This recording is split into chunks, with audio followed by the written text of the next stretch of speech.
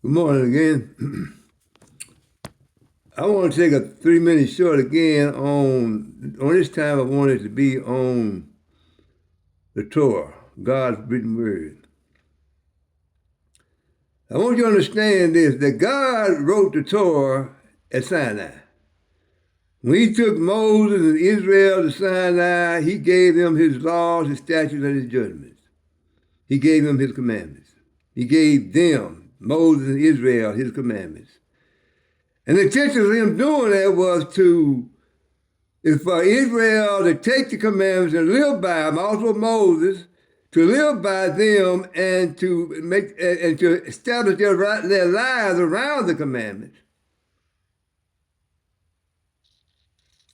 and to teach it to other people.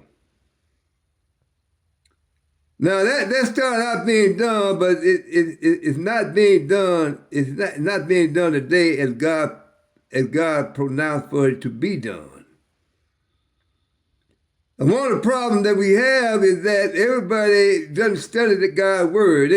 They study the Old and New Testament, but that's not God's word. That's man's teachings. God didn't write that. God didn't write the New Testament. The New Testament is mainly about the Christian Messiah. Now, it shouldn't be about the Messiah. God's word should be about God. The whole word should be centered around him. And not only when you talk about God, his word, you're talking about the commandments, because the commandments is his word. And that's not being, like I mentioned earlier, that's not being done today. What's being done today is majority of people study the New Testament and they studying about the Christian Messiah, which is not God. We prove the Christian Messiah is not God. He's not only he's not God, he's not the true Messiah because he didn't fulfill prophecy. Now, I know you may think it's strange that I'm saying what I am, but it's the truth.